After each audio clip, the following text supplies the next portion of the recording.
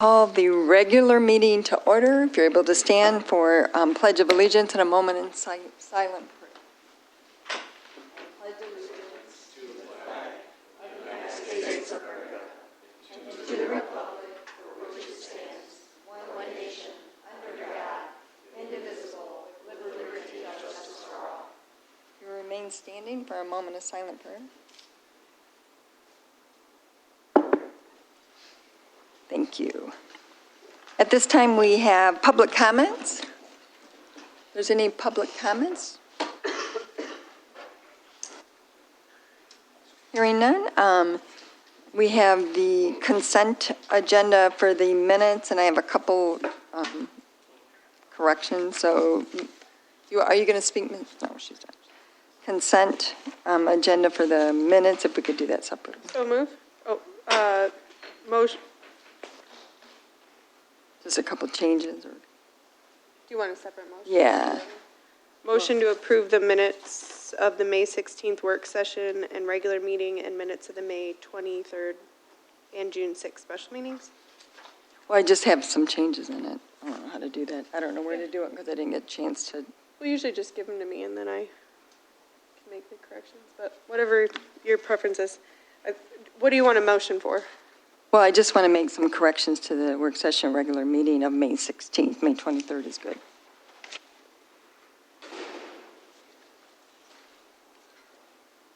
So the consent agenda, except for May 16th work session and regular meeting. All right, I'll make a motion to approve the minutes of the May 16th, May 23rd. May 23rd, and June 6th special meeting minutes? Yeah, and the May 16th.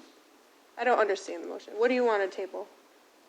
Well, I just want to make some corrections or table them. Okay. I motion to table the minutes of the May 16th work session and regular meeting. And regular meeting and minutes of the May 23rd and June. May 23rd and June 6th are fine. That's what I was trying to do, separate. You only want to table May 16th? Yeah. Work session and regular meeting? Yeah. All right, motion to table the minutes of the May 16th work session and regular meeting. No discussion, all in favor? Aye. Opposed, motion carries. And motion to approve the minutes of the May 23rd and June 6th special meeting minutes. We have a motion support. Any questions or comment? All in favor? Aye. Opposed, motion carries. Statements and check. Motion to support or approve statements and checks. We have a motion support for statements and check. All in favor? Aye. Aye.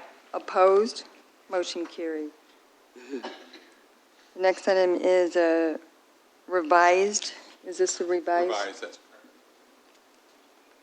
April 23rd, revised, and May 2023, treasurer's report. Motion to approve. Support, Swanson. We have a motion by Rose, support by Swanson to approve the treasurer's report for the last 2 months, is that what it is? And it's revised and it was put in the packet. Is it in the board packet too? Questions or comments on that? What was the revisions?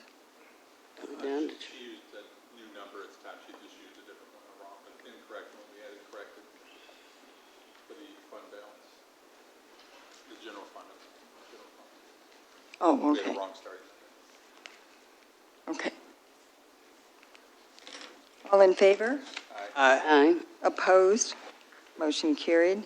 Madam Chair, Yes. just some clarification. The clerk just approved the statements and checks. Are we skipping by the healthcare amount and It's the under other health statements amount? and checks. That's still, I just want to make sure it was Yeah. covered Yeah. or not. So Yeah. still statements and checks, all of them? That's what Yes. you're saying. Thank you. Thanks for asking. Covers We don't do the consent agenda enough like that, but yeah, I thought the same thing. Thank you. Okay, thank you. Would you give this to something? The next item's attorney report. Madam Chair, just very briefly, as I know that Belinda and Jason are both here tonight, there's an awful lot of different ongoing competing ordinance compliance issues going on in the township. There's a lot of very competing for time for different development projects. So I think that all of my letters that I've been writing are trying to encapsulate some of those ongoing projects. And I think that what Trustee Swanson mentioned earlier is that residents are really utilizing the phones and emails to let us know of complaints and concerns that occur in their neighborhoods, and also weighing in heavily on other projects. So that's a great thing, because it's a very active community, and sometimes you have to somewhat prioritize and reprioritize what's going on based upon new cases that are brought to our attention. But I do believe right now all the departments are very busy, and this is, of course, the summer season where the Community Standards Department and even the Planning and Zoning, building, et cetera, get a lot of demands upon their time and resources, and everybody's trying to keep up, and I think they're doing a great job. The two items I would speak on tonight, because the letters that I sent pretty much, there's no need to repeat or be redundant. There was one event that occurred on June 9th at one of our neighborhood parks, and it was entitled Freaknik 23. I'm not sure what that's supposed to mean. I did look at the flyer, and I saw what was advertised. Normally when something is entitled Freaknik, that's not usually a good sign. This is going to be a fun, friendly atmosphere for the family. But Brenda Stumbo, the supervisor, and Lori Lutomiski, and maybe others have been given a heads up in regards to this event at a neighborhood watch meeting, I think as far back as maybe even April or May. We tried to work with the Sheriff's Department, trying to get to the bottom as to who was sponsoring this, who was putting this on. At one point, Lori made contact with several of the people that were listed as being the promoters, organizers. And after being told that the event was canceled, the event proceeded in any event. And there were about 500 people. This is a neighborhood park. It's not set up for this type of an event. And the Sheriff's Department had scheduled overtime, and they brought in a number of other deputies from other townships and countywide to also be of assistance. And about 9 o'clock, the Freaknik event was dispersed, and then the rest of the evening there were other issues going on with some of the crowd going over to the Men Like Us Club, which is also part of an ongoing, well, that's been authorized to proceed. And even at that point, the sheriff's deputies had to respond to that location. So what I'm leading up to is that there were a series of letters that I did send out this past week to the organizers, saying that the Township Police Services Committee had met, and that our office had been authorized that in the future, if there's ever any type of an event that we become aware of that's advertised like this, that we will proceed to court to try and obtain a preliminary injunction that would basically prohibit this from happening, and also maybe even authorizing the township to close the park if necessary. And from my understanding, I do believe the Sheriff's Department would enforce that injunction, but I did speak with two of the individuals involved in the Apple Ridge Freaknik, and they understand, at least they told me they did, and I put that in writing and responded to them and shared with you their emails, because we just cannot have any of our parks taken over for that type of an event. And it's happened before. I think it happened maybe last year. So anyone that gets any more flyers or any more information on any upcoming scheduled events, we do have a process in place right now that we will respond by going to court, getting the injunction, and closing the park if we have to. The other item I do want to touch on, because it has a lot of potential, as all of you are aware, Washtenaw County is maybe one of the few counties in the southeastern Michigan that does not have a county land bank.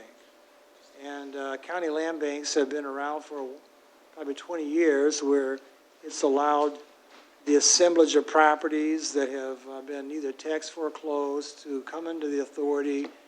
They can then be redeveloped, qualify for tax increment financing, also actually redevelop those properties, be it housing, be it commercial.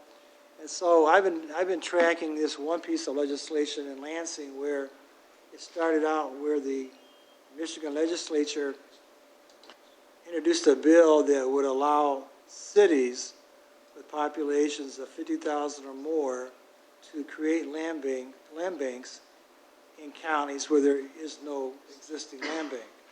So I did speak with our state representative, Jimmy Wilson Jr., as well as the MTA, Director of Governmental Affairs, and others. And so they have now added to that legislation townships of 50,000 or more can also have the authority to create its own land bank. There's a lot more detail that will need to be followed. If that is passed this coming week, it looks very promising. But for 15 years, the township has devoted a great deal of time, money, resources in trying to achieve community stabilization. I think Brenda has probably said it better than most, that your home is normally your largest investment that any of us are going to have. And we've seen neighborhoods just totally negatively impacted during the 2007, 2008 financial meltdown, where there were houses that were being scooped up by investors for as little as $5,000, $10,000 a house. And then, of course, they were being used for rental purposes. And even today, a lot of the ongoing issues that we have in different parts of the township can be traced back to when that house that's now the subject of a legal action was foreclosed in 2007, 2008. So a land bank does allow the township an opportunity to acquire those properties. We've watched speculators and investors go to these foreclosure hearings and actively bid on these properties, and sometimes they flip them, sometimes they rent them out. But this is simply another opportunity for the township to be proactive in trying to achieve that goal. We've acquired a number of properties over the years. The Liberty Square property, we acquired the mobile home park on Michigan Avenue across from Sessy's. There's another mobile home park further down on East Michigan Avenue. It's all vacant now. The Ford Boulevard property, the township acquired, is still lying there fallow. So these properties could go into a township-owned land bank and can be utilized in a way. I think even Heather spent a great deal of time on the state land bank and trying to actually assist them in the sale of the Forbes dry cleaners. That's under the control of the state land bank. But again, they were not able to parcel or bring together an assemblage of many properties that would make it worthwhile for a developer to purchase. So I'm not here to say right now that this is something that you need to jump into right away. We'll see how the legislation gets approved, hopefully this week. But I do think it's something going forward. The township may have an opportunity to control your own destiny on some of these challenging properties. We have a lot of those that have come our way in the last 10, 15 years. And so I'm just glad that someone did listen to include townships that are also 50,000 people or more, because we qualify. And so that's something that remains to be seen how it's going to be played out, but I think it's also an exciting option for the township to have. I've discussed this with Jason, the planner, and he also thinks it's something that his office would be very interested in also becoming a part of that oversight and assemblage of properties that we have already identified. So anyways, those are the two items tonight. I know they're kind of different. One's a Freaknik 23, and one is the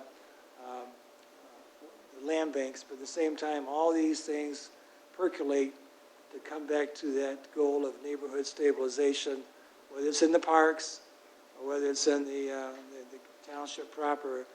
The goal remains the same, to have a safe, reliable, and secure place for all township residents to enjoy. Thank you, Mr. Winters. Any questions or comments?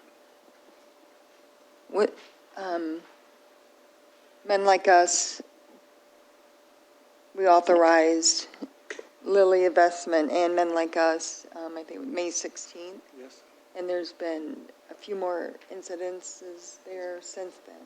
We've had this past week we received another set of videos that we're going to be incorporating, as well as additional reports, so it's not getting any better.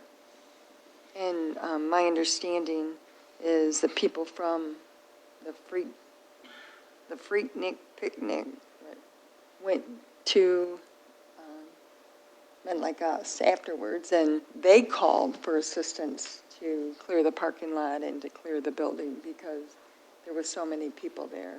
So we tried to prevent the picnic from occurring, and Mr. Winters, thank you for reaching out to some of the organizers, and I think it is important to develop a relationship so then we know who to call. But Rob and Hines, they went and got signs that said it's a violation of the ordinance. They were parking up and down the street. It was not a good situation over on Apple Ridge like it was last year. We told the neighborhood watch that we thought it was under control, but it wasn't. We did authorize additional overtime with our police officers just to help patrol it. But in the meeting we were at, he said that they didn't want to clear out 500 people. So when the park, they announced, I think, Stan, the park was closed, and that's one way of getting people out because the park was closed. It was in the evening, but we're dealing with issues I never thought we would, and a lot of it is with guns, too, and my understanding is they shot up in the air at Men Like Us because to get people to, like the Wild Wild West. I don't understand how we would ever use that as a crowd control measure. When shots go up, they must come down, and it's dangerous. It's a very dangerous situation to think that that's okay in our community. And you're right, neighborhood stabilization and business stabilization and safety and security for all and families. So we'll continue to work towards making sure everyone's safe and events are in the proper location if there's an event. I would just say that the Washington County Sheriff's Department, they've done an excellent job in terms of the last two incidents and providing what I've requested they provide in regards to the one incident you're describing. They marked off all 8 areas where the 8 shots where the rounds were fired into the air, because again, what goes up must come down. That's just basically the law of gravity. And I've talked with enough experts, not myself, but I don't know much about this, but they, Stan does, that it depends on when they come down. They may come down with the same amount of velocity as when they're fired up, and they may come down and hit a car and ricochet, and a lot of bad things can happen when you just fire into the air in a very, very reckless manner for purposes of, quote, crowd control. If you actually have to fire 8 shots in the air for crowd control, that means basically the crowd is out of control. And so I've been working with the deputies or with Lieutenant Peltier to obtain all those videos and all the reports. And again, they've done a very outstanding job in trying to be of assistance because they're aware of the Township Board's authorization. Thank you. Under new business, we have the request to approve the amended agreement with OHM for the local road asset management report in the amount of $7,400, which is budgeted upon approval of a budget amendment. So move. Motion Rose, support Swanson. The questions or comment? All in favor? Aye. Opposed? Motion carries. The second item is a request to approve change order number 1 with Homridge for additional abatement at the Galt Village demolition site in the amount of $205,251, budgeted in line item 101-729-806-091, contingent upon the approval of a budget amendment. So move. Support. Motion Rowe, support Eldridge. As discussed in the work session, this is for the additional asbestos that was found in the building once they started tearing off some of the plywood and behind the ceilings and on the floor. In the carpet, there was some things in the carpet that also had to be removed. Yes, sir? Comment. Yes. Doug Carpenter from Precinct 1.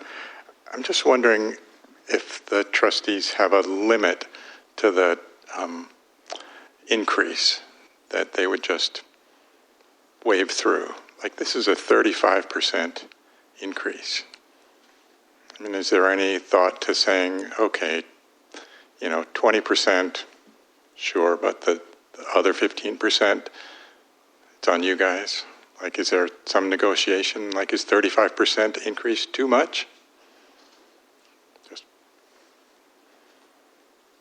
I'm not exactly sure of the question you're asking, sir, and I apologize for that.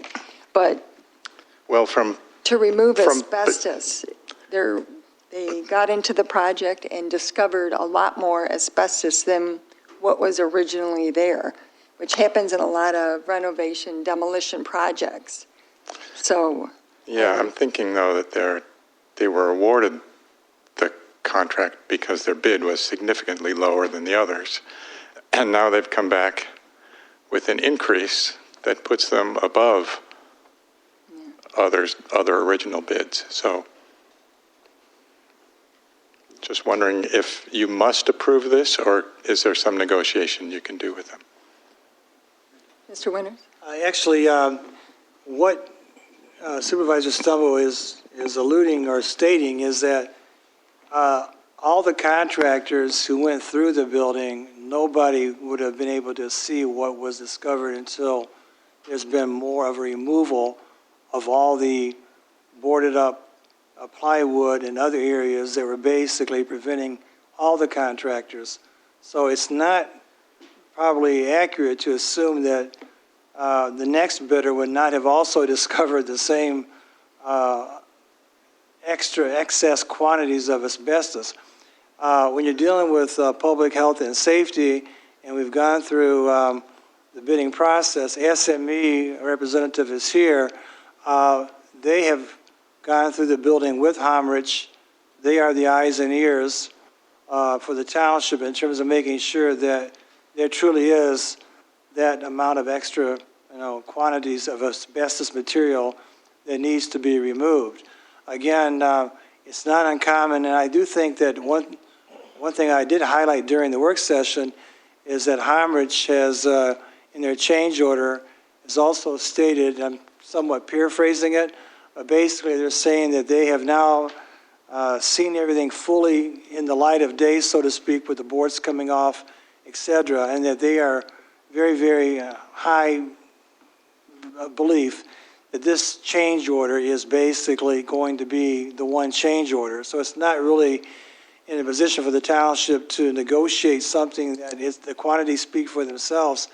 And I will say right now that the asbestos material, it's better for us to discover that now, because if it was later on discovered after it escaped undetected, it would cause a lot of significant problems. So it's not the township looks forward to having this change order, and Jason Lafayette may explain it more better than I can, but I do know that they went through this chapter and verse and pen and pencil to make sure that all the quantities that they were claiming to be asbestos contaminated or cross-contamination or anything close to that were verified by not just the contractor, but by our representative. So I feel very confident that at least the due diligence did this. Some contracts have provisions in there that allow for a built-in change order process up to 20% or 30%.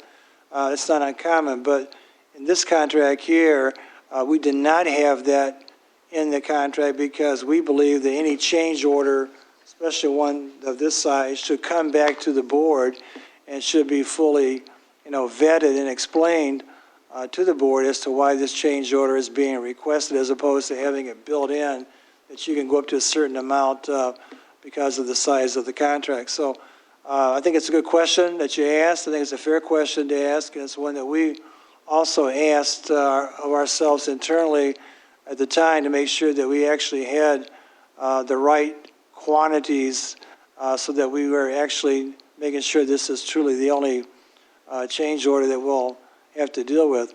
And again, Jason might have something more to add to that, but that's the process. But again, I think it's a good question.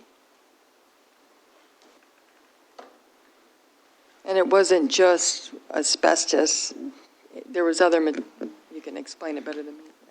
Yeah, and I concur with Mr. Winters. This is not uncommon to, especially in old dilapidated concealed buildings, to have concealed undiscovered materials that exist that are in the path of the scope for the project, and then that affects the initial contract. But if it helps in any capacity, it's not just an arbitrary number that Homrich is presenting for additional. There was, as part of that bid, there were unit rates that were requested in the event that additional materials were discovered, so that they were locked in and committed to an additional unit price cost for something for undiscovered materials. So that's how that additional change order was formulated, was these undiscovered materials locked in at that lower rate. So it's not an open paycheck or something to that effect, where they could just, now they're under contract and they can just ask for however much money they feel for. It's a calculated value. And you also found the carpet is not going to be left on the Correct. So that's cement padding or whatever. correct. So that's a scope modification. That's not. It's still part of the change order, just for efficiency. But that was for aesthetic value, for how the site would be left and restored, essentially. They found a lot of carpet that was more carpet than they thought, right? Right.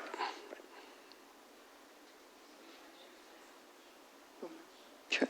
So now that it is open, because it's fair that it was closed up and everybody didn't get to look at it fully, now that it's open, what will we expect? Because they have had a fair chance now to get in and look at it and discover and do those types of things. I mean, what's the likelihood now that they're going to come back with something else after now they really have had a chance to get in and figure out what? Very low. Very low. We had those exact discussions as we went through space by space, with each area opened up and vetted Homrich's additional request, and confirmed those, and then asked for essentially a commitment from Homrich that this is everything that you would need to be whole to meet this project objective, and they are in agreement. Yep. And then I have a question for Attorney Winters. So when, the plan is that we're doing this demolition, and then we're going to be able to go back to court, or the process is that the expectation is that this money's going to come back to the township because we've been used taxpayer dollars. Does that include when a changeover takes place? Is that something that we legally can add to our request for the money to come back to us? Yes, and in fact, I talked with my law partner, Dennis, who's handled the litigation, as well as with Jason, and Jason would be going back to court to testify to what he said here tonight, more or less, that once they got into the building, you have to keep in mind, each time we got into that building for general contractors to go through, it almost required a court order each time, and we also had to almost sometimes hire Belfour to come out there and sometimes open it up because we don't own the building. That's one, we don't own the property.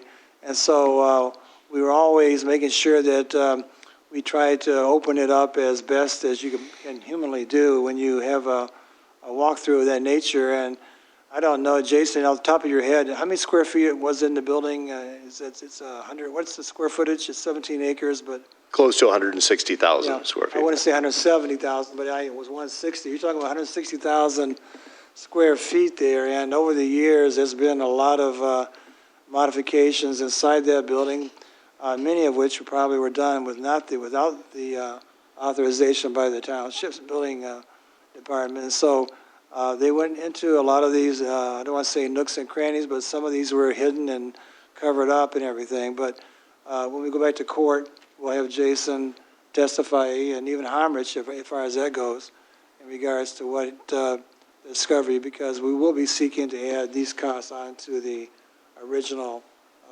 contract amount. I think it was $575, somewhere in that neighborhood.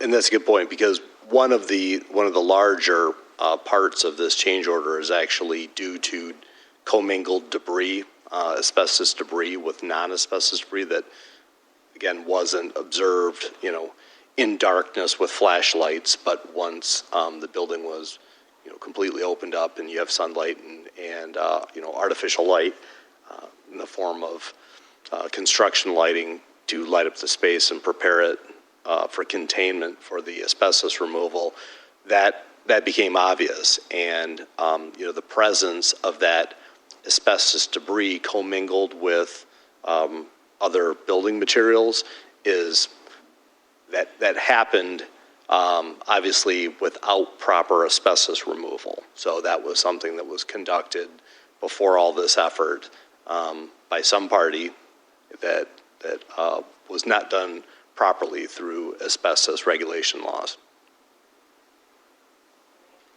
Yeah, of course.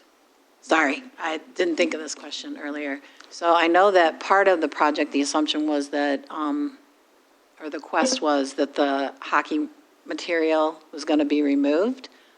Did that ever happen, or is that debris that we're going to have to be getting rid of now?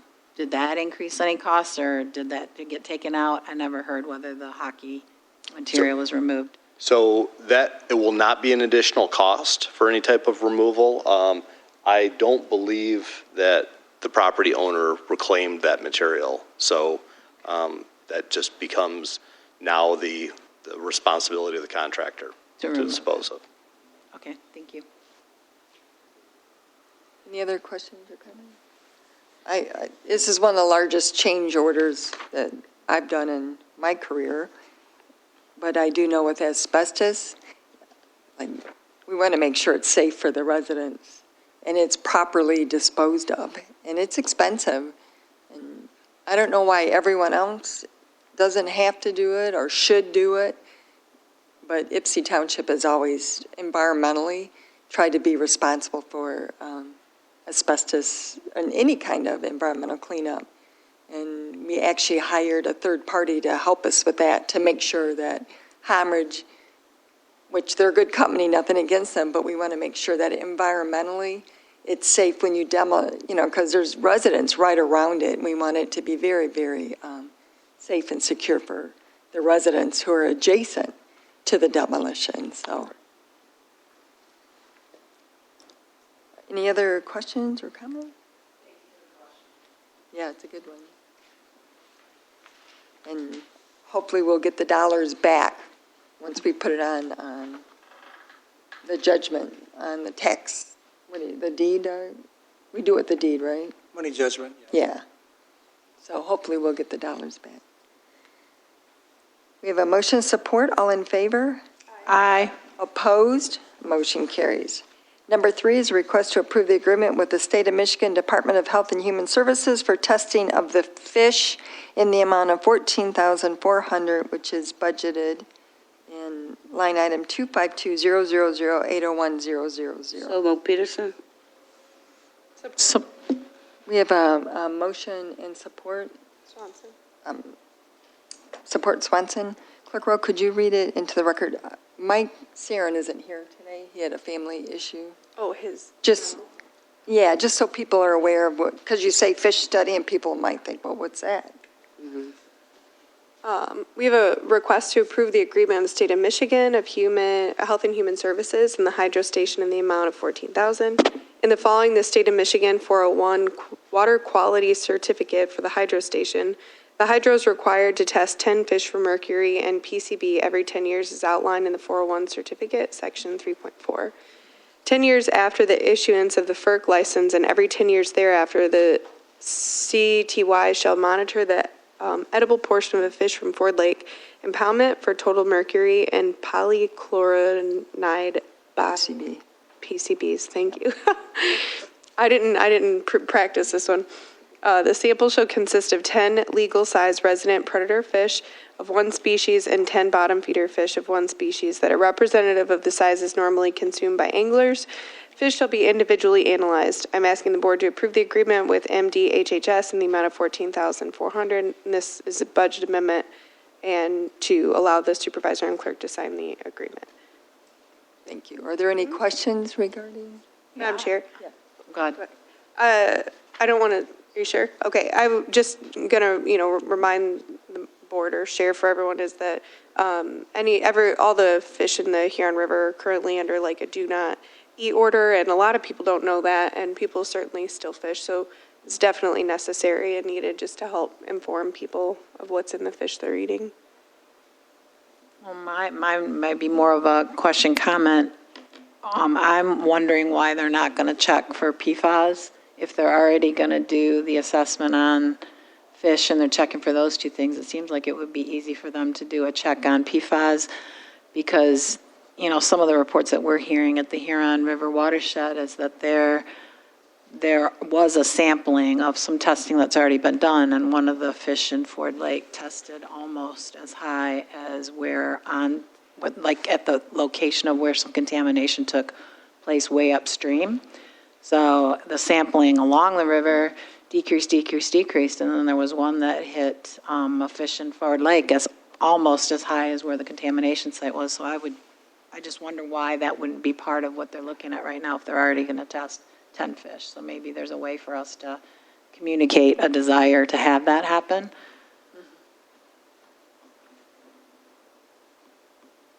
We can ask for additional tests. But this one is for FERC, I guess, that they have to do every 10 years, but additional testing would be good. There's several, isn't there, PFAS testing, like 21? There's a lot of PFAS testing that could occur, I know. In water it does, in fish I'm not sure. Specific fish, they did a test. The Huron River watershed has a study that was done where some groups coordinated with it. So, I'm thinking that this already year? I'm not recently, so I don't know the exact date of it, but my concern is if you're already testing and you've already it just seems to me because it was reported at the meeting that Mr. Bowman and I went to, that there was that's an interesting point. It didn't feel interesting to me as someone who, as we reside here at the end of the river. So maybe, I don't know, if FERC just hasn't decided to do PFAS. They should, given the problem that's happening in here. So maybe we just need to give them a nudge that says, we think it would be wise to, if you're going to check these other two things, for you to check that as well. And then maybe connect that report as to why we're Is the asking Huron for River that. going to test more, or do we know? I don't. That was just the initial report that was presented to us. The point I'm trying to make is that there is something going on in Ford Lake. We're downstream from all of that contamination, and so if we're already testing to the tune of $14,000, I don't know why we couldn't just check that too. And maybe the answer is no, but I think it would be wise for us to ask. Approve this contract and then ask to come back with another one possibly, or?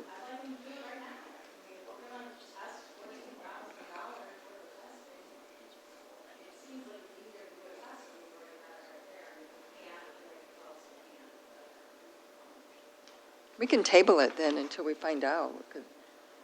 Because if Mr. Winter?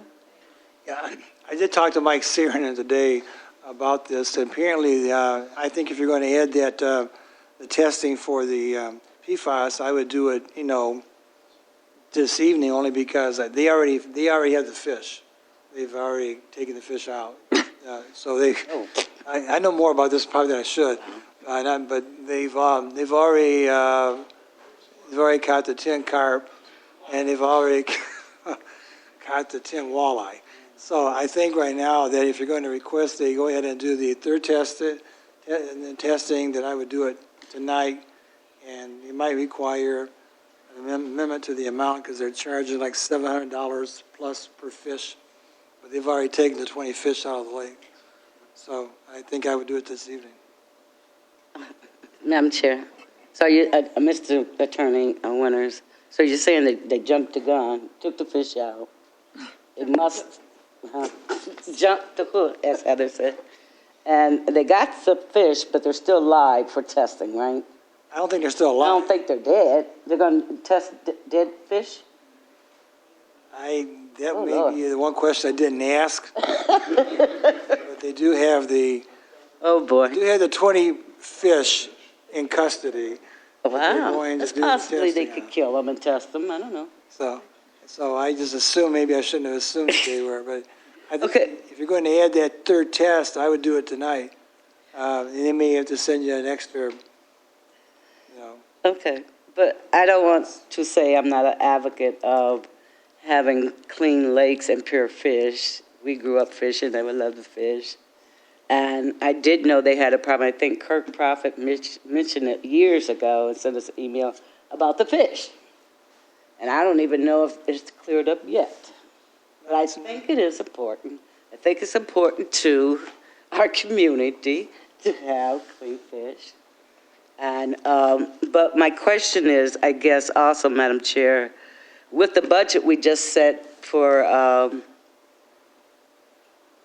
the dam, he needs these additional funds. Is that correct? At 14-something. Yeah, for the, He does need additional funds on top of that. no, it's budgeted. This is budgeted. It's for budgeted the FERC already. annual requirement every 10 years to do this. Mm-hmm. And I'm just being honest, I have no idea how much it costs to test for PFAS. Mm-hmm. And how many, I know there's several categories of PFAS, more than one. Mm-hmm. And I just don't, So there may be more coming, you just don't know. I, And I'm all for it. I'm not speaking negative about it, but I'm saying if they're going to do it, as Debbie has indicated, if there's some testing need done about our parks and our fish, what are we doing, If you have to spend, what is $14,000 compared to $200,000, to try to resolve an issue? That's just my thoughts. Thank you. so we can try to add PFAS to the testing from the Michigan Department of Health and Human Services. Bring back a budget. Yeah, bring back a budget amendment if needed. 'Cause I have Perhaps we no could offer a idea. fish dinner. Thank you. So if they can do the test, then we can ask them to do it and bring back a budget amendment later, but I just don't know. I don't have enough knowledge, I apologize, I just don't know. Point to vote at this time? Okay. Well, we have a motion and support with a request that we add PFAS testing and bring a budget amendment back. we couldn't table this and then wait for an amendment. No, I guess they already have the fish selected in their list. Madam Chair, can I make a recommendation that we vote on this portion of it, and then if Mike has additional information concerning the other lakes, I guess it's Huron. I mean, if they can do PFAS testing, that's Yeah. great, but I Would just, he come back to the board? But if he's already got the fish, I think we got to pay for it and get it done. And this is, I guess, a state of Michigan, agreement with the state of Michigan. So I think we have no choice but to approve it at this point, if they already took them out. and if they can do additional Yeah. testing, we should do it, if they can. I just don't know if they Yeah, can. well, if they could do additional testing, could we at least get a bit of what they talking about, how much money it's going to be? We'd have to come back to the board. Right, yeah. right. So, Madam Chair? Sorry, John. Oh, that's okay. Okay. Would it be possible to maybe vote for a pre-approved amount, up to a pre-approved limit? I just have no knowledge on how much it costs to test. I 'Cause could have possibly found out if we known, and we could have asked, but I really don't know. I understand. I'm just, blank check aspect, that's all I'm just concerned with. So I just wanted to see if we could have a vote up to a certain amount, to pre-approve a certain amount, but if it's over that, then, Yeah, if I had I could go look in the budget and see how much is budgeted to do it. And I think it's fair enough to say if they can do PFAS testing, to also do that with this sample and bring it back to the board, the budget amendment. We could call a special meeting if needed. I mean, you know what I'm saying? It's an unknown. Would it be too much to go through with, because we have the samples now, to go through with this test, and because I'm not sure how much a PFAS test would be separately?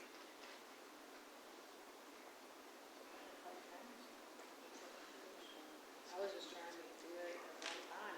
We just talked about roads, and the importance of overlaying things so that you're working collaboratively.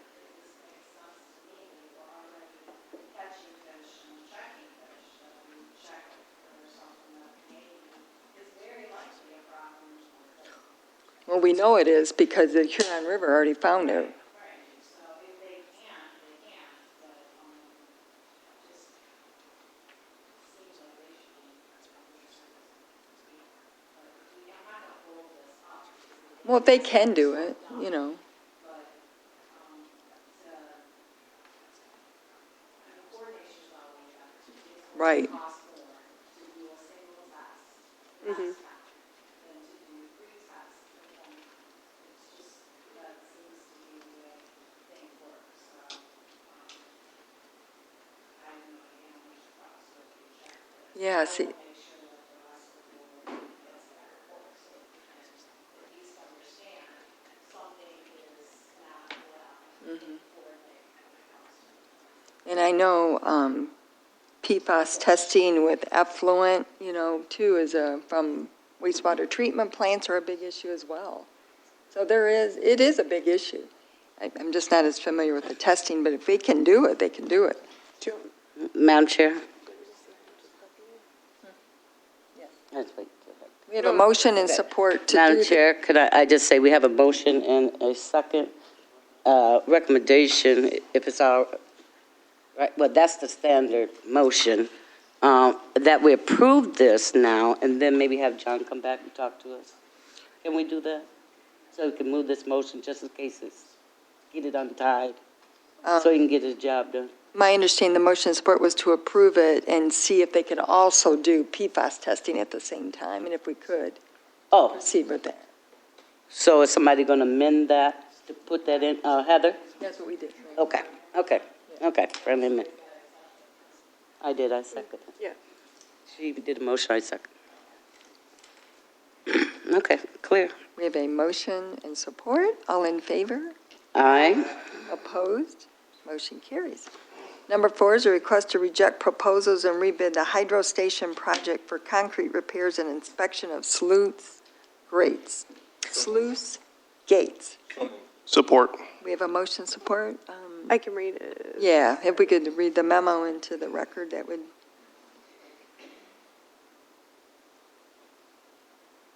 There we are. Subject is to reject proposals and rebid project for hydro station. At the April 4th board meeting, the board approved going out to bid on a hydro station project that included concrete repairs and inspections of the sluice gates. On June 1st, the township held bid opening for the project. We received 3 proposals for the scope of work. Mid-American Group, $1,540,324. Ballard, $1,950,000.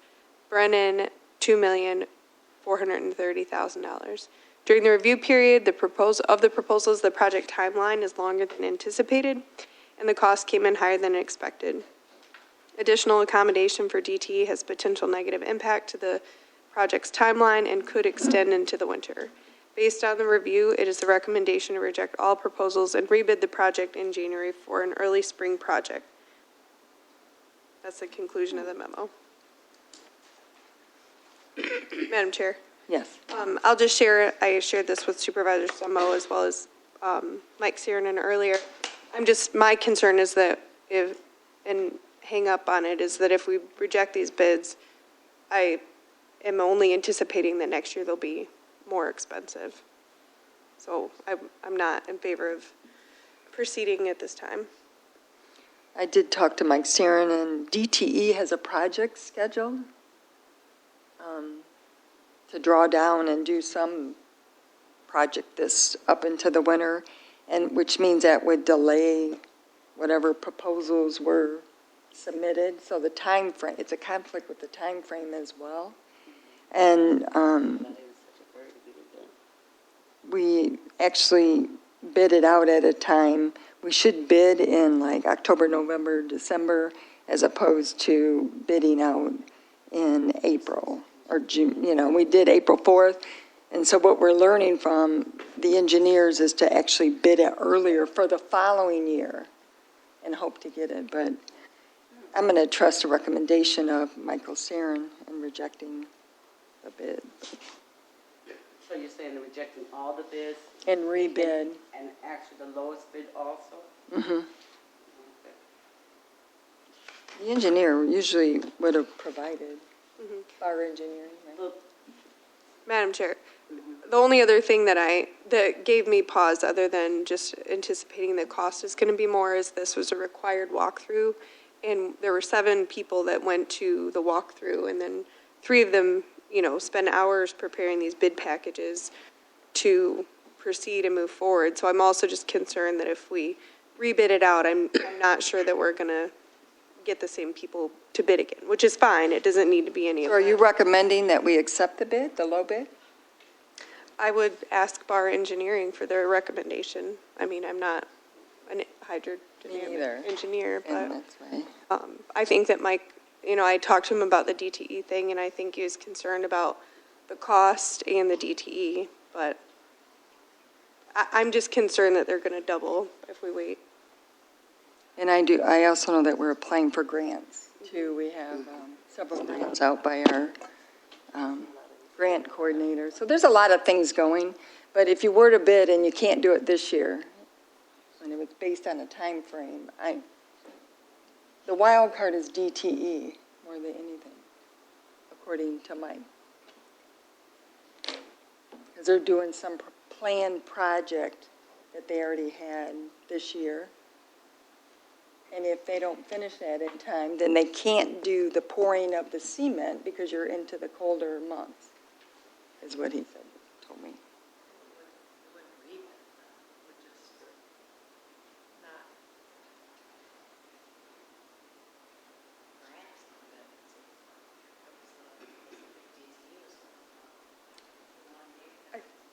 I think Mike was asking to rebid next year, in January is what his memo says.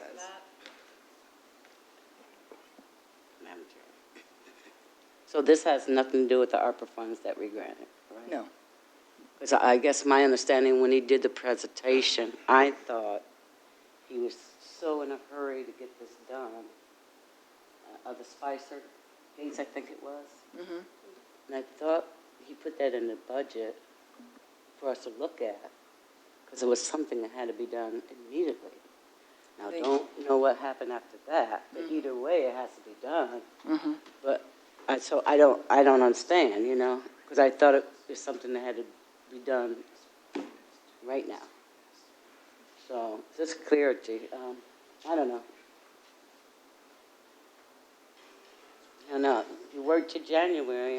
Where do we stand at that point? Well, I wouldn't wait till January, and it would be before January to rebid it out for the next year. I think we have till 2025. Yeah, I would not wait till January. I would do it before January.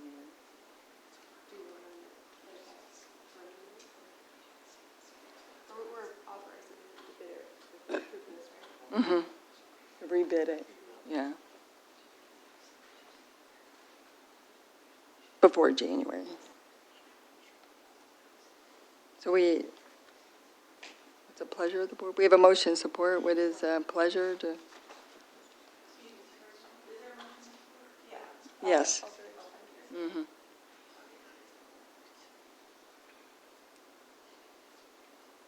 Other questions or comments? So just to clarify, it sounds like the delaying it is because of the DTE work, is what I'm hearing. So if we had people who did submit bids, we're changing the time frame for the work? Is that what we're doing? So nothing would prohibit somebody who put in a bid for basically using the same bid, but for a later time period, and however they needed to recalculate that? And a big part of the work is pouring cement, and it's getting you're getting late in the year. Yep. Trying to Yeah. plan that out. Yep, What he explained to me. 100% understand that part, so, Yeah, but they could easily rebid. okay. But like Heather said, it might be higher, it might be lower. You just don't know, yeah.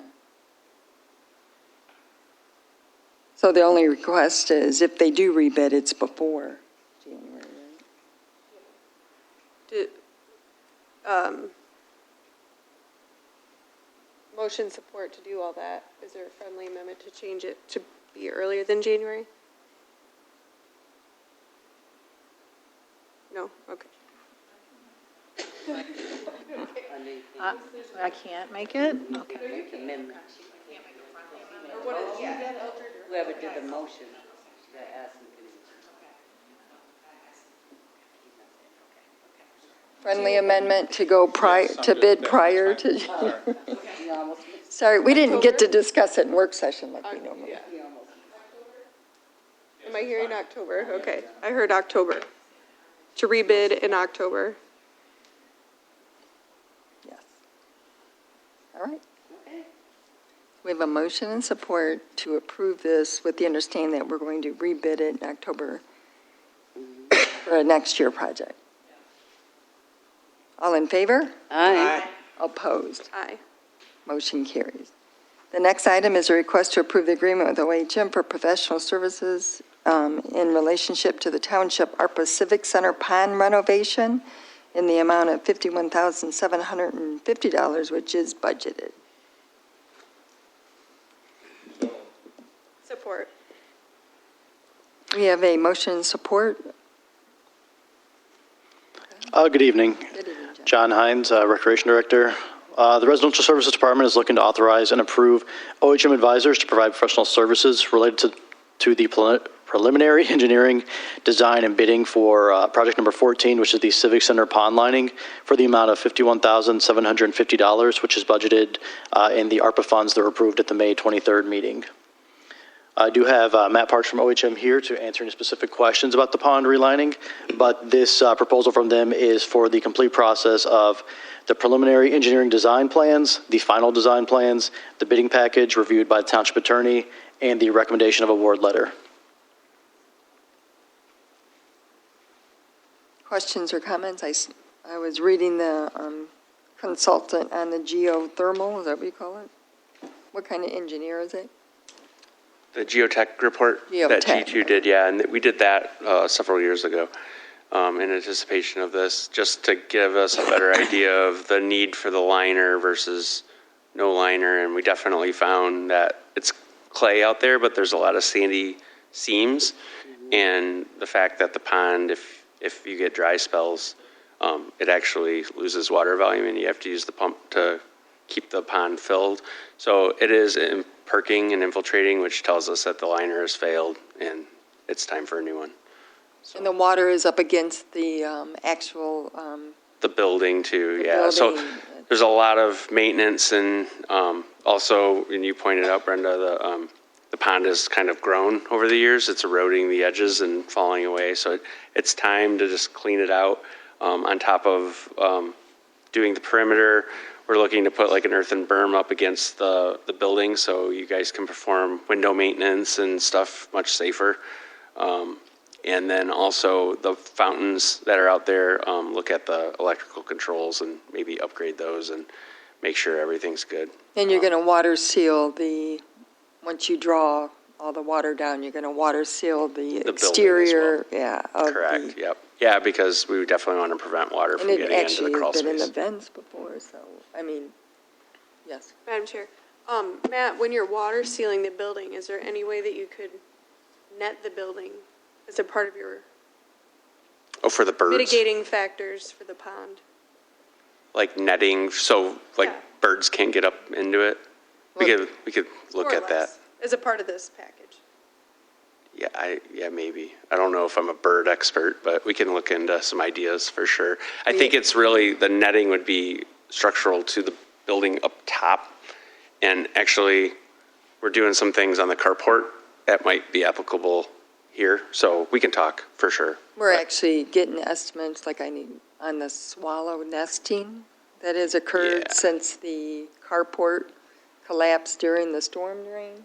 I mean, the big storm that we had, and so we've had, 3 or 4 John companies come out and look at Yeah. netting, or what's the best way to For sure. stop the, Well, and maybe timing of that. So looking at an option and maybe doing it, in conjunction with this project when the water's gone, that might be a good option or something that we could coordinate.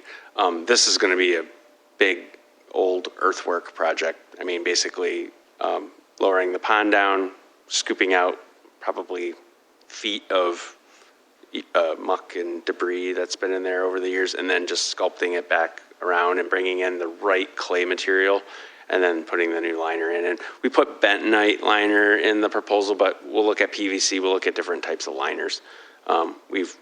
We kind of had a discussion years ago, I think Larry was part of that, and Carl Gerbach. So we have notes from our file when we were talking about this, back in 2017, 18. well, if we do nothing, it will just continue to grow. Yeah, your pond will erode. You'll probably continue to get water infiltration into the building, which is really the primary reason. And then your electrical and some of the erosion and stuff is going to just continue to be a problem. And it is a detention pond. Like, everybody should know that. Like, water gets collected from the Vetch Drive and surrounding areas, and it goes into there and it's outletted through. So it's meant to be drained and maintained every so often. And I think this is really going to be the first time it's really been done since the It is. Civic Center was built. So it's time. It's definitely held up over, 30, 40 years, so, 50 years. yeah. 50 years, yeah.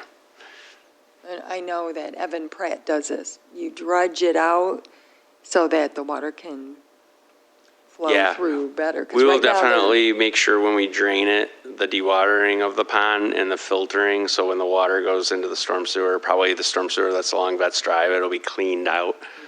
So we're not sending a bunch of sediment downstream into the county drain and into Paint Creek. So that'll be the biggest part of the design specs as well, so.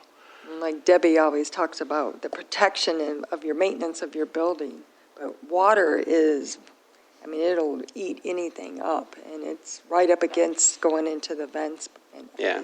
It's not a And good situation. And the timing of this might be we got to think about it and look at it. You just spent a lot of time on the last item talking about timing and bidding. This might actually be good winter work, just because, you wouldn't want to dredge a pond in July when it's really hot. It might get a little stinky.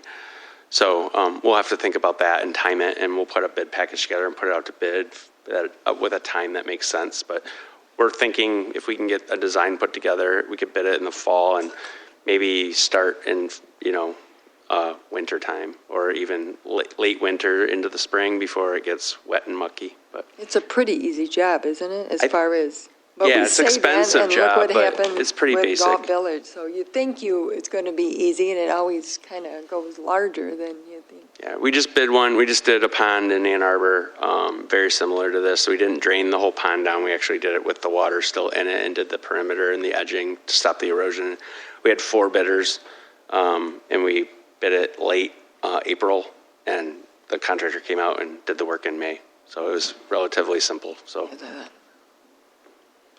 So can I ask a question? Yes. So is there a way to, I mean, in 50 years, a lot has changed in the way people think about planting and the environment. Is there a way to be thinking about like some native plantings and some other things around the pond that could help with erosion and other things and, you know, do 100%. something that's more aligned with what the thinking is right now as far as cleaning Yeah. things and keeping water at bay? in our proposal, we actually have some design budget set aside to do some perimeter landscaping, just to help with that. More manicured looking, not necessarily like riparian buffer natural, but do a more manicured thing, but really preventing the mowing and weed whacking right around the edge and doing some kind of shrubbery or something. And that with the stone edging will really help prevent that erosion. And then on top of it, like shrubs and tastefully done, and we'll have our landscape architect, do some renderings and work with your staff, but you really prevent like the geese and stuff from walking back and forth, and they stomp it all down and actually contribute to some of the erosion. And they don't like necessarily not being able to see. So the mowing right up to the pond's edge really promotes a lot more waterfowl and geese activity. So we'll take all that into consideration. That's included in the design fee. We have a motion support. All in favor? Aye. Opposed? Question, I'm sorry. When you were saying it, you stood I'm up. sorry. Yes, sir. Is it too late? And your name? It's Doug Carpenter, Thank you, Doug. Precinct 1. I was interested to hear that, initial investigation started in 2017 about this, and if ponds have a lifespan, we could see this coming for a long time. What was the plan to pay for this without the once-in-a-lifetime American Rescue Plan dollars? It was on the capital, what do you call it? CIP, capital improvement list to do. It's on one of the lists to do. And this is appropriate for spending the American Appropriate. Rescue Plan Yeah. dollars? It qualifies, yeah. Okay. You're really protecting this building, which is an asset and used by the residents. Water's infiltrating, and if they don't deal with the pond situation, it's more than just a pond resculpting and erosion problem. It's literally water's infiltrating this building and can cause, hundreds of thousands of dollars worth of damage if it's not taken care of. Well, and the stormwater that's being sent out, And then stormwater out is also full of sediment. So it's an environmental project. It's an architectural preservation project. It's got all the things. Okay. Just thought it was a question worth raising. oh, yeah. Thank you. Yeah, the water issue, like Heather was saying, is recent. But we could have used ARPA funds on all the road issues, and we didn't do that. We did, it qualified, and we had preliminary engineering, too. So, Right. it's prepared. Thank you, sir. We have a motion support. All in favor? Aye. Opposed? Motion carries. Number 6, request to confirm authorization for circuit court action litigation to abate public nuisance located at 1769 Cadillac and 1781 Cadillac. Support. We have a motion and support. Belinda? Good evening. My name is Belinda Kingsley. I'm the Community Compliance Director. So this first one is 2 parcels that are adjacent to each other, 1769 Cadillac and 1781 Cadillac. And these 2 properties have been used for various unapproved uses since the current owner purchased them on May 1st of 2019. And based on complaints from the neighbors, along with inspections that we've performed, We're aware that the house is occupied. One's a house and one's a commercial building side by side. The house is occupied without a valid rental certificate. And there's evidence that the commercial building is likely being used as a marijuana grow facility and a vehicle repair facility. Which is allowed in that district, right? Well, I know marijuana. yeah, marijuana definitely would be if they went through the process with the Planning Commission in the state of Michigan. But they have not done that. And the vehicle repair facility possibly could be there too if they got approval too from the Planning Commission. The history of 1781 Cadillac, which is the house, is it's been a non-registered rental since January of 2021. And we started doing rental inspections after notifying the owner that they needed a rental certificate. We started the inspection process in June of 2022. There was a long list of repairs that need to be remade by the owner. So he opted to not make the necessary repairs and that said that the house would remain vacant, which then turns into getting a rental or a vacant certification, which we do an inspection to make sure that the house is safe to be left vacant and it's not a fire hazard or a health hazard to any of the neighbors. And since that time, we have been made aware that he's renting the house. A neighbor has talked to the tenants and confirmed that they are living there. But without doing an inspection, we're unable to protect the health and safety of the tenants by getting inside and finding out the condition of the house. The commercial building at 1769 Cadillac has a history of being used as a marijuana grow facility under the previous owner, including being outfitted with the HVAC equipment and electrical service needed for the use. And that owner has been made aware that he needs, whoever he's leasing to needs to come into compliance with the township. The neighbors have, and this is an IC area, so it's mostly industrial use, but on this particular street, there are 3 residents that have houses there, 3 different residential structures. So the neighbors have complained of the stench of the marijuana because they're venting it outside. When we do inspections, they can see them removing the plants, putting them into a box truck and taking them away. After we do the inspection, they bring them back and put them in the building. Large amount of traffic in the area. One neighbor counted using his Ring camera 30 vehicles in one day on a dead-end road, that's in a abandoned kind of looking area with just a junkyard down there as the only other business. And that was on a weekend too when the junkyard wasn't open. They're also storing vehicles and campers inside and outside of the building, performing auto maintenance and repair work inside and out of the building. Tow trucks are bringing vehicles in and dropping them off at the site. And this is in a building that the owner did register as a vacant structure, and we've inspected it.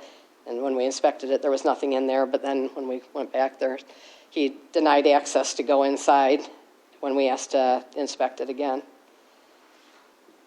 So basically what it comes down to is the property owner's been using the properties for unapproved purposes with no indication that he's going to comply despite numerous requests from the township to do so. Questions or comments?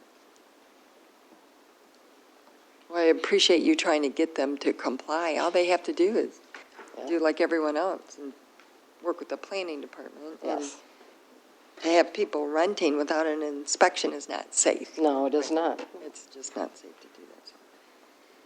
You have Mr. Winters, did you have any? There's a lot of history on these properties. I think it goes back when Mike Radzik was still here and talking with Denny over time. I think that the goal has always been to try and bring these properties into compliance and to get them properly inspected, properly registered. There's some uses that are totally not allowed.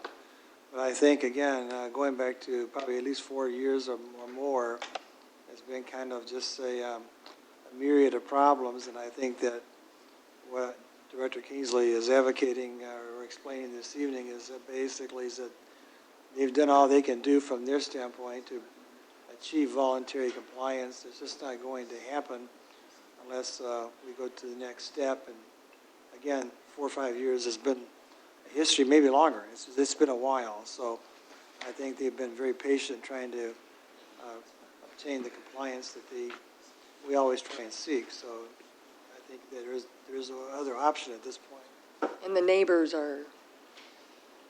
they want some reprieve. Yeah, yes, they're fed up with it. It's, a lot of traffic, leaving vehicles outside idling, into the middle of the night. Just unacceptable for people trying to live their life and sleep at night. And So we have a motion support. All in favor? Aye. Opposed? Motion carries. The next item is request to confirm authorization for circuit court litigation to abate a public nuisance by padlocking at 1440 Foley Avenue, which is budgeted. So move. Motion Rowe? Support. Support Peterson? Belinda? Okay, 1440 Foley is located in the Sugarbrook subdivision. And on May 5th, 2023, the CAT team of the Sheriff's Department executed a search warrant that resulted in the seizure of a significant amount of narcotics, 2 stolen firearms, and supplies that are used consistent with use in an illegal narcotics manufacture, sale, and distribution operation. The 2 residents that are leasing the house were arrested as part of the search warrant.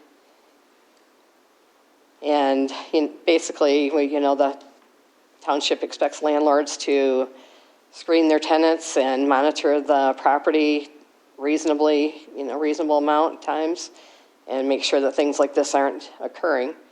A civil lawsuit was filed after getting administrative approval against the property owner and the 2 residents that were arrested, along with the bank that that has the mortgage on the property. And there's a show cause hearing scheduled for June 29th. And there's ample evidence to support the fact that the property was being used as a narcotics distribution center involving the presence of stolen firearms. And the township is seeking a court order to padlock the property for 1 year and requests authorization from the board to continue this litigation. Mr. Winters, did you have anything to add? This is the property that, in my letters, probably a month and a half ago, I went into detail about the significant seizure of heroin, fentanyl, cocaine, stolen firearms, active drug house known to the CAT team. They executed the search warrant. We've actually already filed the lawsuit.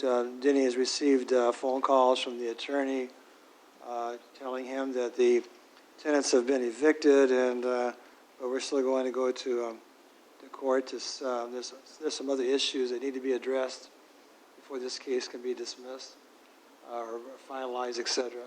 And so I think tonight you're just confirming what the administrative team already has authorized, and we're already have made significant progress in trying to return this property to a single-family home, not a drug house. But this was, again, the work of the CAT team. They did an excellent job in taking those stolen firearms off the street, as well as individuals involved had some significant drug trafficking. So, again, we don't always probably say it as much as we would like to publicly, but the Washington County Sheriff's CAT team continues to do a tremendous job of trying to keep the township free from drug houses. And as this board knows, going back a number of years, the township, and at the time was the township that weighed in heavily to have the state law changed to give the townships legal standing to initiate padlock lawsuits, because up until 2014, 2015, we did not have legal standing to file these type of cases, and we have filed these since that time period and have been successful in every one of these. And the message has gotten out to many landlords that they're going to be held accountable for who they rent their properties to, and they cannot rent these properties to people who are going to saturate the neighborhood with illegal narcotics. So, again, I think that we'll have a good outcome on this case. Questions or comments? And most of these houses, like in the first one, are the neighbors or people within the area notify us of the activity, and the CAT team, which is from the Washtenaw County Sheriff's Department, conducts the search warrants and to get drugs and guns off our streets is important. And one tool that we have is padlocking.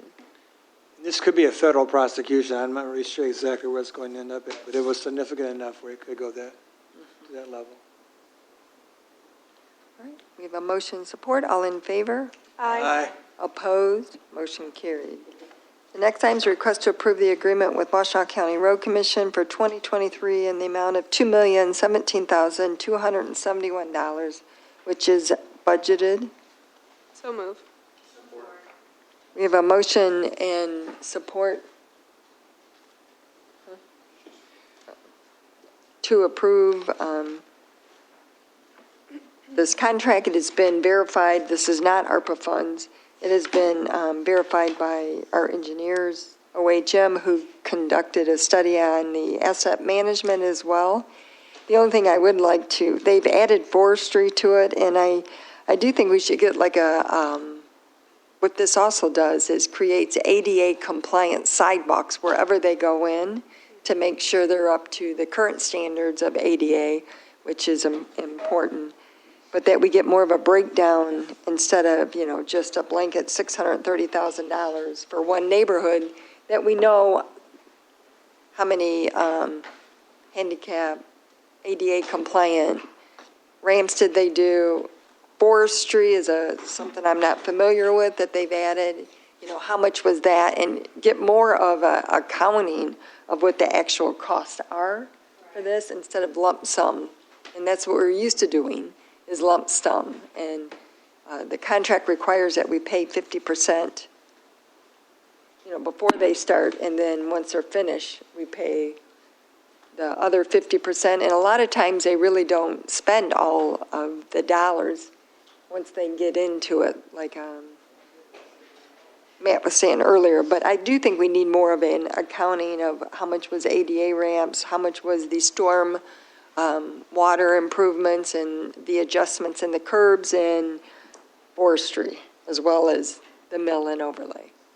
Yeah, and one thing I would say is I'm not necessarily familiar with the Road Commission's administration of the contract, but I know they have a contract with Cadillac Asphalt, and there'll be quantities collected and a pay estimate produced. So before you are invoiced or before you pay that second half of what's owed, they should be able to provide a pretty simple snapshot and give you a good detailing of the ADA ramps. And I would just email Adam Lape, or I can reach out to him tomorrow if you want and get the answer on what the forestry items are. I think all it is I think just it's tree trimming, but I'm not. That's, yeah. I'm not sure. I think it is that, but I also want to know how much was spent on the actual pavement, how much was spent on the storm drains and the ADA replacement. Yep, yeah, and they probably they logged the roads, and they probably have a rough estimate, but like you said, they'll actually measure actual quantities as they build it.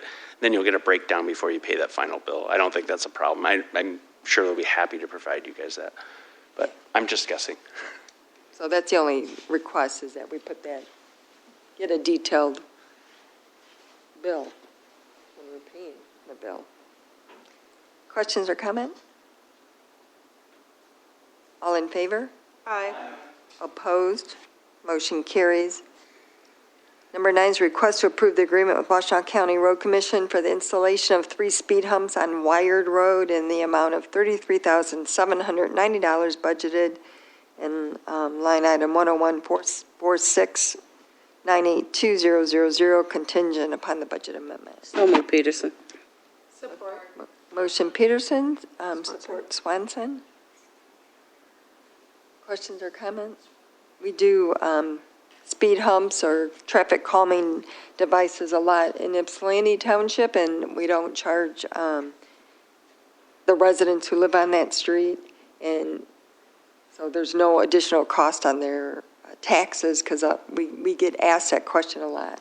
So this will not increase any taxes for the residents who live on these streets. We have a motion support. All in favor? Aye. Opposed? Motion carries. Number 10 is a request to approve the agreement with Washtenaw County Road Commission for the installation of a rectangular rapid flashing beacon located on Huron River Drive at Lake Crest in the amount of $26,394.20. Support. Motion Eldridge, support Rowe. So we think they need more than this. Just like they need more on textile, where you actually have the crossing on a mast arm, and you can push it and it flashes so people can actually cross the street. But the road commission, Just advised that we would need more engineering work for this to be done, and rather than, wait around while people are still traversing these intersections, we wanted to bring something's better than nothing. It would probably take a lot longer, and we know with our own road workways that mast arms and all of that is not, quick to get a hold of, so. And this has been requested by several residents. I know I've talked to some. so has have I, Brenna. yeah.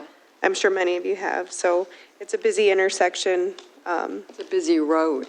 That, and a fast road. yeah, and there's a large amount of traffic on Huron River Drive, and when people are trying to cross to go to the park, or, get off on The bus line. the bus line, there's just, it's a lot. So this will assist, but I do think eventually we'll come back with adding the pedestrian overcross. Mast arm is what we call it. I'm not sure if that's what it is. And then when you push it, then people will stop in order to cross. And that's the safest way. So we have a motion support. All in favor? Aye. Opposed? Motion carries. Number 11 is a request to approve the agreement with DTE for the conversion of 1,112 street lights from high-pressure sodium to LED in the amount of $575,838. Budget in line item 282-901-981140, and this is ARPA money. So move. Motion Rowe. Support Swanson. So this is the last amount of all the lights throughout the township to actually convert over from high-pressure sodium, which was probably, 60, 70? Well, mercury vapor, probably. Anyways, this is the last section of street lights to do. And it will end up saving around almost $100,000 in the actual cost of the street lights as well, which will be a benefit for everyone that is in the assessment district. So better for the environment and better for energy use. And then the entire township will be completed. So that's pretty cool. We have a motion support. Any questions? All in favor? Aye. Opposed? Motion carries. Number 12 is a request to approve the proposal from Stantec Consulting for the professional service for the Ypsilanti Township ARPA Green Oaks Golf Course bathroom improvements. So move. Motion Rowe. Support Eldridge. John? Yep. Good evening, John Hines again. Yes, this request to approve Stantec Consulting to provide professional services to the preliminary engineering and conceptual design for the ARPA project for the Green Oaks Golf Course bathroom renovation. This project was brought forward just due to the age and condition of the restrooms on the golf course, due to plumbing issues, structural issues with the roof, and the cinder block. It is being proposed to bring an engineering firm to oversee this project just due to the scope that it might be. So the proposal is for the amount of $9,000, which is of course budgeted in that ARPA fund, and this is just for phase one, which will do the preliminary engineering and conceptual design. Any further phases within this project will be brought back to the board for approval. Questions or comments? So I had one, I think we got an email from a resident who was asking about new environmental technology for bathrooms, like if there's ways that it can be done that there'd be some solar, or if like gray water or something they were talking about. So are we looking into bringing this kind of a facility up to like what would be more environmentally friendly? Yes, and I think that was part of the conversations to bring in the engineering firm instead of trying to do that in-house, was one, due to the ARPA aspect and the reporting that's most, probably going to have to be done. But the other is to bring it up to code, both environmentally and, ADA accessibility. Okay. So the answer is yes. Yes, sorry. Anything else? The only thing I know that they're currently using a portage on. They've had to bring one in due to the plumbing issues for the facility, yes, and take off the water fountain as well, just because the water was just, it was leaking quite a bit, putting rust deposits on the side of the building, so it's just kind of had a multitude of issues with the, again, plumbing for that building. We have a motion support. All in favor? Aye. Opposed? Motion carries. The next item is Resolution 2023-08, which is temporary road closure request. Oh, did I forget something? Stantec for water. Oh, I'm sorry. Oh, okay. Pardon me, the other one was 9,000. Number 13 is request to approve the proposal from Stantec to provide professional services for the Ypsilanti Township Community Center water damage renovation that occurred when the pipes burst. So move. Motion Rowe, support Eldridge. Yes, Board, this is a request to, again, utilize Stantec Consulting to provide personal service for Phase 1 conceptual report and preliminary design for the 200 hallway and golf office renovation for the amount of $11,000. This is budgeted in the line that was set up from Accounting Director Giovanna Neal for the insurance reimbursement for the damage that happened in December of 2022. So this, bringing it to the board, came after a discussion with Attorney Winters last week, where we have tried to do everything in-house so far, utilizing Belfour for the mitigation, as well as different sets of contractors to find out more information about the sanitary line repair that needed to be done. And unfortunately, so far, the more we've learned about the sanitary line, the more of an issue it's going to be. And at the last board meeting, I know it was approved for Stantec to oversee the the community center bathroom renovations. This project really goes hand in hand. So at this point, it was, discussed to bring Stantec to kind of oversee that with the renovation, because realistically, we need to do this in phases in terms of putting the community center back together. One part is hopefully bringing back the areas like the dance studio, room 201, and the golf office that are not affected by the sanitary line repair. And then the next phase goes into with the bathroom renovations and the sanitary line for getting that repaired before we can put together, one, the 200 hallway bathrooms, but two, the room 202, which is our, senior room that we dearly miss having. So again, this is for the amount of $11,000 budgeted in that insurance line, and this is for Phase 1 as well, which is more so for them to get the preliminary designs and kind of estimates to bring forth the further phases back in front of the board in the future. This is another example of when they pulled up the floor, they saw the condition. Yeah, it was a very, very eye-opening experience, because before the plumbing companies, even when Roto-Rooter came here to snake out the drain many times, they could get about 150 feet, and then that's where they would snake to. So when Z's Plumber came in and put the clean out in room 202 about a good 50 feet further, and they plumbed even further, they saw that, one, where that belly was that was holding all the water, and two, why that Roto-Rooter, us internally with the snake, could only get so far and not get any further because of how the pipe, one, dropped down and then turned left. So unfortunately, this sanitary line is definitely a big issue, and we're still not quite sure the scope of it, because we'll need to put another clean out closer to the Beyond Coordinator's office to see what happens once it goes back inside the building. Because right now, we kind of they've speculated where they think it goes, but their cam could not get any further due to the twists and turns and belly in the piping. We have a motion support. All in favor? Aye. Opposed? Motion carries. Thank you, John. Number 14 is Resolution 2023-08, which is a temporary road closure request for the Oberon 5K. I have a resolution authorizing the temporary road closure of Merritt Road between Munger and Stony Creek for runners to cross Merritt Road at Wyard's Orchard to enter Rolling Hills on Friday, July 28, 2023, from 6:30 p.m. to 7:15 p.m. for the Oberon 5K to benefit Huron-Waterloo Pathways, the border-to-border trails. Whereas the Charter Township of Ypsilanti Board of Trustees has approved the temporary closure of Ypsilanti Township roads as indicated above, and whereas the Driveways, Banners, and Parades Act 200 of 1969 requires the township to authorize an official designated by resolution to make such a request from the Road Commission.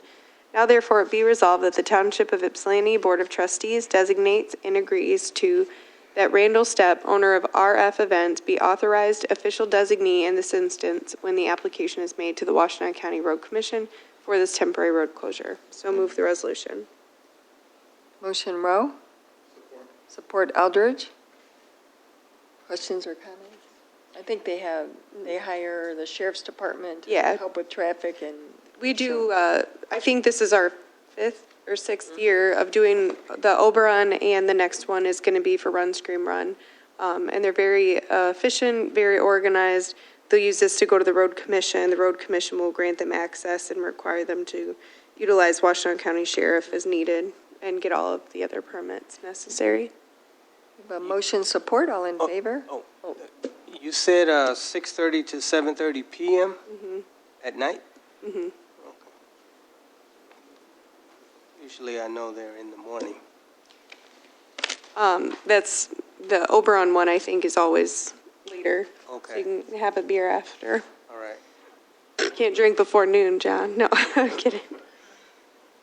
Okay. All right, we have a motion support, all in favor? Aye. Aye. Aye.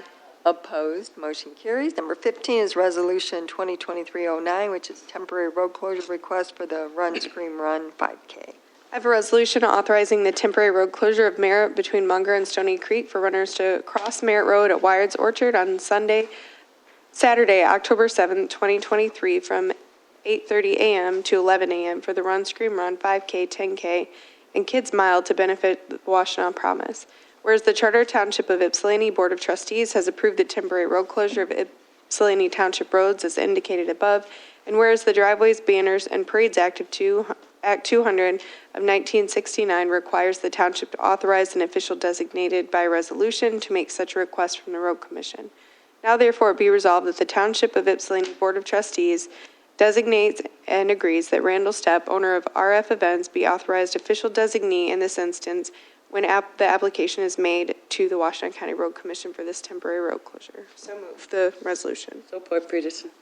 Motion Rowe, support Peterson. Questions or comment? All in favor? Aye. Opposed? Motion carries. They do raise money for different nonprofits as well. Number 16 is Budget Amendment Number 9. Clerk Rowe. I have a motion to amend the 2023 budget amendment number 9, move to increase the general fund budget by $836,924 to $14,597,474 and approve the line item changes as outlined, and move to increase the fire fund budget by $20,000 to $4,828,882 and approve the line item changes as outlined, and move to increase the bike, sidewalk, rec, road, and general fund by a BSR 2 fund budget by $564,672 to $4,850,975 and approve the line item changes as outlined, and move to increase the compost fund budget by $6,402 to $1,151,196 and approve the line item changes as outlined. I'd so move the budget amendment. We have a motion and support for the budget amendments, and these are for a lot of the items that we discussed previously. but we have one for a new employee in the assessing department, a healthcare amendment. We also have the installation for the crosswalk on Huron River Drive and Lake Crest. And we have the increase for installation of the speed humps on Wired Road from Michigan Avenue to Holmes. And a increase or change order for Homridge for the Golf Village was $205,000. And a budget increase and transfer of funds to BSNR 2. That's for the road improvement agreement that we had with the Washington County Road Commission. The fire fund, we had to increase the budget for the Civil Service Department for the testing of the new fire chief. And finally, 23rd Fund 213, which is the bike path, sidewalk, rec, and roads, and that was for the OHM engineering and the asset survey for the roads, as well as the road improvement for what was approved with the Washington County Road Commission, and compost was just a PTO payout. We have a motion and support. All in favor? Aye. Opposed? Motion carries. Last item is authorization and bids. Clerk Rowe? We have a request to award the bid for the purchase of 3 Ford F-250 plow trucks in the amount of $154,350 that is budgeted. And in the memo, we actually bid out for 4, right? Go ahead, John. Yes, good evening, John Hines. Yes, at the May 23rd meeting, you trustees did approve the purchase for four F-250s to purchase for the Parks and Grounds team for the snowplow trucks. Due to the price that came in, it would be over the amount that was budgeted to purchase for. So after discussing with the team, 3 will be a good number this year, and that'll still leave some budget numbers to add the plows that still need to be purchased, as well as some other items in the motor pool budget. So 4 would have been great, but 3 will still be a big increase and improvement for the team to utilize some of the older vehicles in other departments and a little less wear and tear. I would so move to approve the request. Motion Rowe. Support Peterson. Support Peterson. And there was one bid for Yep, from Feldman. BidNet. Questions or comments? All in favor? Aye. Opposed? Motion carries. Thank you. No other business? Is there any updates to provide? Motion to adjourn? Support. Motion Rose, support Eldridge, all in favor? Aye. Aye. Meeting